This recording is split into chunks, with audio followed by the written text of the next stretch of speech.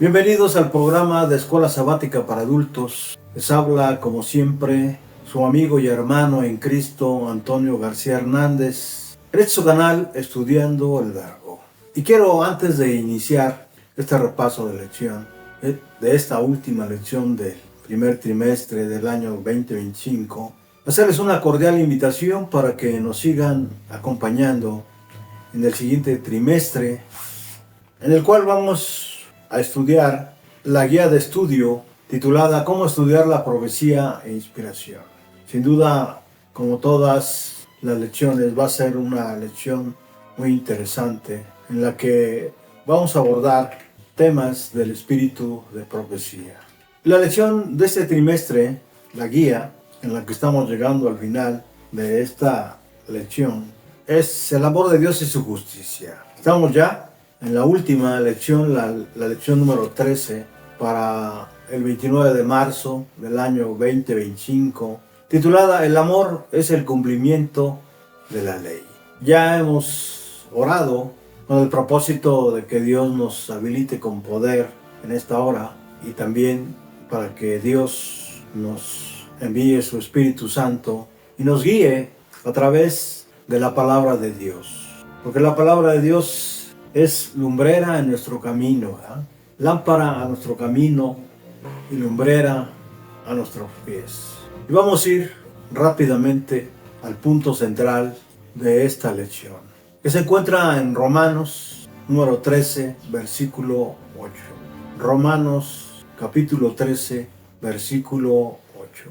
Dijimos que la palabra de Dios es lumbrera en nuestro camino y lámpara a nuestros pies. Así que vamos a abrir la palabra de Dios en Romanos 13, 8. ¿Qué dice la palabra de Dios? No tengan deudas con nadie. ¿Cómo? No tengan deudas con nadie, aparte de la deuda de amarse unos a otros, porque el que ama al prójimo ha cumplido la ley. El cristiano debe pagar todo lo que debe, pero hay una deuda que nunca podrá cancelar plenamente, a saber, la deuda de amor a sus prójimos. El amor mutuo es una obligación ilimitada, es una deuda que uno siempre debe procurar pagar, pero que nunca se saldará por completo mientras haya oportunidad de hacer el bien a nuestros prójimos. Literalmente, ama al otro, al que no es yo mismo. El que ama a sus prójimos ha cumplido el intento y el propósito de la ley. Todos los mandamientos de Dios se basan en el principio único del amor, Mateo 22, 34 al 40. Y Romanos 13, 9. Por lo tanto, la ley divina no puede ser perfectamente obedecida solo con la conformidad externa a la letra. La verdadera obediencia tiene que ver con el corazón y el espíritu. Romanos 2, versículos 28 y 29. El cumplimiento de la ley no es una sujeción externa a ella, sino a un amor sincero. Romanos capítulo 13, versículo 10. Los judíos fundamentalmente habían sido lentos para crecer y practicar esta verdad fundamental. A pesar de las claras enseñanzas de Moisés sobre el tema, ahí en Levítico 19, 18 y Levítico capítulo 19, versículo 34, en Deuteronomio capítulo 6, versículo 5, y capítulo 10, versículo 12. Convirtieron la ley del amor de Dios en un código rígido, sin amor y de requerimientos legales. Diezmaban meticulosamente la menta, el eneldo y el comino, pero pasaban por alto los asuntos más importantes de la ley: la fe, la justicia, la misericordia y el amor de Dios. Mateo 23, 23 y Lucas capítulo 11, versículo 42. Por eso Jesús procuró revelarles vez tras vez el verdadero propósito de los mandamientos del Padre. Enseñaba que todos los mandamientos se reúnen en el amor. Mateo capítulo 22, versículo 37 al 40 y Marcos 12, versículos 29 al 34 y Lucas capítulo 10, versículo 27 y 28. Y que el amor, más bien, y que la característica distinta de un discípulo obediente es el amor por sus prójimos. Evangelio de Juan, capítulo 13, versículos 34 y 35. Al hablar de la ley, aunque las referencias que hace Pablo a los mandamientos específicos del Decálogo, Romanos 13:9, indican que tenía especialmente en cuenta esa ley. La ausencia del artículo sugiere que quizá estaba hablando de la ley como un principio. El pecado es desobediencia a la ley, o sea, impiedad, así como dice el apóstol Juan, ahí en 1 de Juan 3:4. Y por el contrario, el amor es literalmente el cumplimiento de la ley, Romanos capítulo 13, versículo 10. Al poner de lado la ley de Dios, los hombres no saben lo que están haciendo. La ley de Dios es la transcripción de su carácter, abarca los principios de su reino. El que rehúsa aceptar esos principios se está colocando fuera del canal por donde fluyen las bendiciones de Dios. Dice una joya del Espíritu de Profecía, Palabras de Vida del Gran Maestro, página 246. Si la ley es transcripción del carácter de Dios, debemos preguntarnos cuál es el carácter de Dios, qué rasgos identifican a Dios. La mejor definición que podemos dar es que la dio el apóstol Juan. Dios es amor, ahí en 1 de Juan capítulo 4 versículo 8. Por lo tanto, la ley es amor. Observar los requisitos es amar. Amar es cumplimiento de la ley. Los 10 mandamientos son una expresión de la relación personal de Dios con su pueblo y del pacto entre ambos. Ahora, ¿cuál es la temática de la lección? La lección de esta semana enfatiza por lo menos 3 ideas principales. Número 1, la ley de Dios tiene que ver con las relaciones, no con principios abstractos. Número 2, los 10 mandamientos son la expresión correcta de nuestro amor a Dios y a los demás. Y número 3, la ley de Dios encuentra su cumplimiento en el amor. ¿En dónde?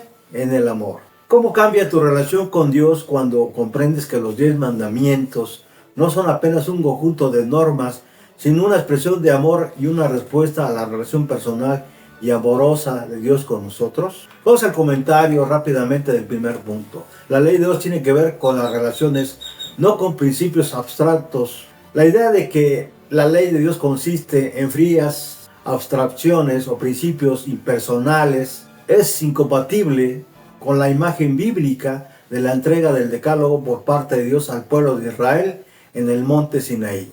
Es importante leer la transcripción de los 10 mandamientos, Éxodo 20, a la luz de la relación de alianza o pacto que comienza a desarrollarse en el capítulo 19 del libro de Éxodo. Desde la llegada de Israel al desierto del Sinaí, ahí en el capítulo 19, versículo 1, el diálogo de Dios con Moisés en el monte subraya la noción de una relación de alianza o pacto entre Dios y el pueblo de Israel. Más concretamente, el Señor dijo a Moisés que debía comunicar lo siguiente a los hijos de Israel, diciendo: ustedes vieron lo que hice a los egipcios y cómo los tomé sobre las alas de águila y los he traído a mí. Ahora pues, si en verdad escuchan mi voz y guardan mi pacto, ustedes serán mi especial tesoro entre los demás pueblos, porque mía es la tierra y ustedes serán mi reino de sacerdotes y una nación santa. Éxodo capítulo 19, versículos del 4 al 6. El lenguaje relacional de este pasaje es impresionante.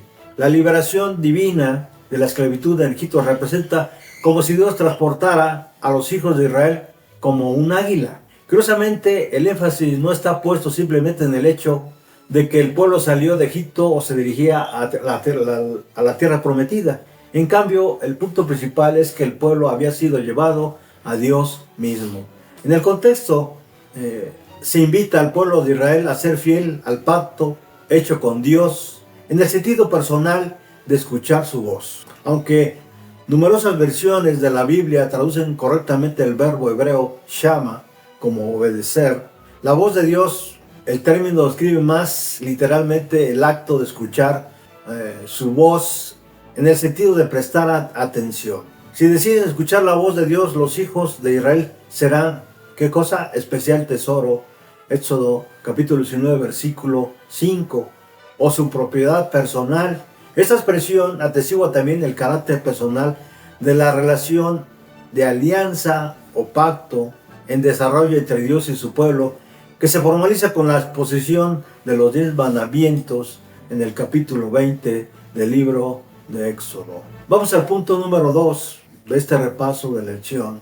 Los 10 mandamientos son la expresión correcta de nuestro amor a Dios y a los demás. Es digno de mención que antes de la lista de los no del decálogo, Dios introduce los 10 mandamientos. En Éxodo capítulo 20, versículo 2, con una nota personal, yo soy el Señor tu Dios, énfasis añadido, y destaca su amorosa acción salvífica en favor de Israel, es decir, la liberación de la esclavitud en Egipto. En otras palabras, los mandamientos no comienzan con un frío no, sino con una nota de amor personal. Además, la lista de mandamientos que sigue no debe entenderse como meras leyes abstractas, sino como una respuesta de amor relacional hacia Dios de Israel, quien lo salvó poderosa y compasivamente de Egipto. Ahora bien, es a la luz del tono de amor personal de Éxodo 20, versículo 2, que los primeros 4 mandamientos delinean claramente cómo deben los hijos de Israel expresar su respuesta de amor relacional a su Dios personal. En primer lugar, no tendrán otros dioses aparte del Señor. El amor de Dios se expresa aquí en términos de lealtad exclusiva. En segundo lugar, ese amor leal implica necesariamente que no harán imagen cúltica o ídolo ni la adorarán. A diferencia de la idolatría, hago un paréntesis, que algunas iglesias practican, la verdadera adoración es una expresión genuina de amor a Dios. Tercero, el amor a Dios se revela mediante el uso respetuoso de su nombre. Como señala Canon Harris, tomar el nombre de Dios en vano se refiere en particular a hacer un juramento engañoso en nombre de Dios o invocar su nombre para sancionar un acto en virtud del cual la persona en cuestión está siendo deshonesta. Levítico capítulo 19, versículo 12. También prohíbe usar el nombre de Dios en prácticas de magia o de manera irreverente o irrespetuosa. En cuarto lugar, amar a Dios implica santificar el séptimo día, sábado, como un recordatorio de la creación. Aunque debamos amar a Dios todos los días, el sábado es un periodo especial para expresar nuestra relación de amor con Él. Sin duda, los 4 primeros mandamientos explican más directamente lo que implica el amor a Dios, mientras que los últimos 6 se refieren específicamente a cómo amar a los demás. En otras palabras, la identificación del Señor como el Dios Salvador de Israel, Éxodo 20, versículo 2, constituye la identificación del Señor como el Dios Salvador de Israel, Éxodo capítulo 20, versículo 2. Y constituye la introducción a los 10 mandamientos en su conjunto. Mientras tanto, las maneras específicas en que debemos expresar el amor a los demás, de acuerdo con los últimos 6 mandamientos, son expresiones implícitas pero importantes de amor a Dios. El quinto mandamiento, por ejemplo, conecta el amor hacia los padres, con énfasis especial en el deber de honrarlos, con una larga vida concedida por Dios a Israel en la tierra. Por lo tanto, la promesa amorosa de Dios está directamente relacionada con la forma en que los hijos de Israel aman y honran a sus padres. Del mismo modo, amar al prójimo y en última instancia amar a Dios por medio de este amor horizontal implica necesariamente valorar la vida, es decir, no asesinar, ser sexualmente puro y apreciar el matrimonio, es decir, no cometer adulterio, respetar lo ajeno, no robar, defender la verdad acerca del prójimo, no levantar falso testimonio contra él y alimentar deseos que estén en armonía con el espíritu de satisfacción, no codiciar lo ajeno. Vamos al tercer punto de esta lección. La ley de Dios encuentra su cumplimiento en el amor. El apóstol Pablo destaca la idea del cumplimiento de la ley en Romanos y Gálatas. Después de exhortar a los Gálatas a servirse mutuamente por amor, explica que toda la ley se cumple en este solo precepto: amarás a tu prójimo como a ti mismo. Gálatas capítulo 5, versículo 14. Asimismo, se dice en Romanos 8:4 que la justicia de la ley se cumple en nosotros por medio de Cristo y del Espíritu Santo. En Romanos capítulo 13, versículo 8, lo menciona 2 veces que el amor cumple la ley de Dios, diciendo: no deban a nadie, sino ámense unos a otros, porque el que ama al prójimo cumple, ¿qué cosa? La ley. A pesar de la exposición acerca de los deberes cristianos hacia las autoridades civiles, ahí en Romanos 13, versículos del 1 al 7, que incluyen el pago de los impuestos, Romanos capítulo 13, versículos 6 y 7, a la obligación cristiana del amor, Pablo emplea la terminología típica de las deudas financieras al tratar ambos temas. En cuanto a la obligación cristiana de amar, el cristiano no debe permitir que quede pendiente ninguna deuda, salvo la que nunca podrá ser completamente saldada, la del amor mutuo. La obligación de amar no tiene límites. Según Robert Mouse, en una obra que tiene ahí en la página 245, Brodman y Holman, así como una deuda financiera implica una obligación hacia una persona o una institución, la ley nos impone obligaciones a los demás. En el contexto de la ley de Dios, especialmente en los últimos 5 mandamientos relativos a nuestras relaciones con el prójimo, que van más allá de nuestro deber hacia nuestra propia familia, la esencia de nuestra obligación o deuda continua es el amor. Vamos pues entonces a aplicar esto a nuestra vida, analizando las siguientes preguntas. ¿Cómo responderías a alguien que cuestiona la ley de Dios porque la considera simplemente un conjunto de normas? ¿Cómo puede tu experiencia acerca del sábado ser más significativa como recordatorio de que la ley de Dios nos invita a una respuesta de amor relacional? ¿Cómo puedes mostrar el amor de Dios de forma práctica a las personas con las que te encuentras cada día, ya sean extraños o amigos o familiares? Vamos terminando este repaso de lección, como siempre, con una joya del espíritu de profecía de la pluma inspirada. Cada día con Dios, del 17 de mayo. Cuando la ley de Dios está escrita en el corazón, cuando la ley de Dios está escrita en el corazón, se manifiesta mediante una vida pura y santa. Hago un paréntesis, aunque algunos piensan que nunca podremos llegar a ser santos, porque tienen una opinión diferente de santidad, diciendo solamente Dios es santo o solamente Dios es perfecto. Cierro el paréntesis. Los mandamientos de Dios no son solo letra muerta, son espíritu y son vida, y se someten la imaginación y hasta los pensamientos a la voluntad de Cristo. El corazón en cual estén escritos será guardada con toda diligencia, porque de él mana la vida. Todos los que amen a Jesús y guarden sus mandamientos tratarán de evitar hasta la misma apariencia del mal, no porque estén obligados a hacerlo, sino porque estarán copiando un modelo puro y sentirán aversión por todo lo que no esté de acuerdo con la ley escrita en sus corazones. Dios ha escrito en el corazón de todos los hombres su ley, para que no tengamos excusa de que no conocemos nada acerca de esto. Concluimos este último repaso de lección de este trimestre con lo siguiente.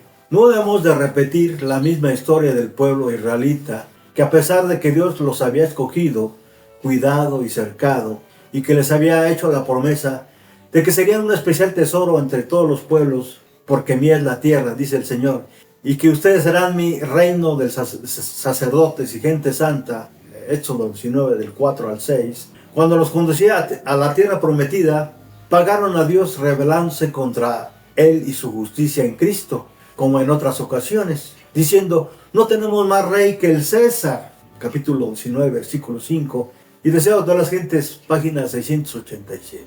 No obstante, todo eso se jactaban de guardar la ley de Dios, y en verdad lo hacían, pero de una manera abstracta, dejando sin efecto que Dios los había escogido, cuidado y cercado, para que no dieran testimonio, para que dieran más bien un testimonio amplio de su carácter y el amor de Dios al mundo. Tal ha sido la obra de Satanás en el pueblo judío, que hasta el día de hoy esperan la llegada de un Mesías que venga a poner fin a su esclavitud por el pecado. Esto sucede cuando el tiempo de gracia está por concluir y que todos los casos de cada criatura están por declararse por el juez supremo del universo, unos para vida eterna y otros para condenación y vergüenza eterna. Dios quiera que cuando Cristo Jesús venga por segunda vez, pueda encontrar a un pueblo o iglesia fiel, digna representante de nuestro Salvador, que guarde los mandamientos y tenga el testimonio de Jesucristo. Ahora, Debemos tomar en cuenta que